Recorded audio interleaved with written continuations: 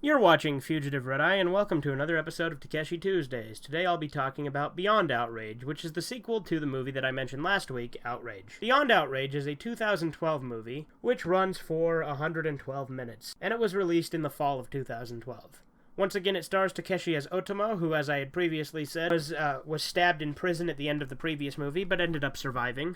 This movie takes place after the conflict of the first one, obviously, and the family that was victorious at the end of the first one is in charge. However, there's still plenty more treachery, and Otomo himself was actually framed for what happened in the first movie. This movie has become much more of a revenge movie. In fact, I would say Beyond Outrage is by far the best of the Outrage trilogy, because I do like revenge movies quite a lot. There's, again, a lot of killing in it, as there is in all of the Outrage movies. And this one actually is more well-received by the fan base than the first one was, and for good reason. I do think it is a superior film to the first one.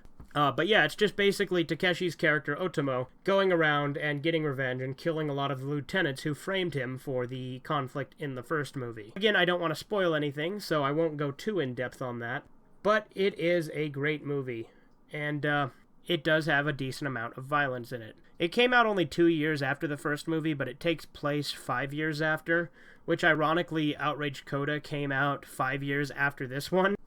I don't remember exactly how long is supposed to have passed between this and the third one, but I'll get more into that when I actually talk about it in Season 2. I have seen the third one, but I have a different episode planned to wrap up this season, because this is actually the penultimate episode of Season 1. So I highly recommend seeing this movie if you haven't seen it, and if you've seen Outrage and haven't seen Beyond Outrage, this is a great sequel. So anyway, this has been Fugitive Red-Eye, and I'm sure you'll like this if you like Yakuza movies. So I'll see you next week with the final episode of Season 1 of Takeshi Tuesdays, and you have a great rest of the day. Mr. Hat gets a nose job.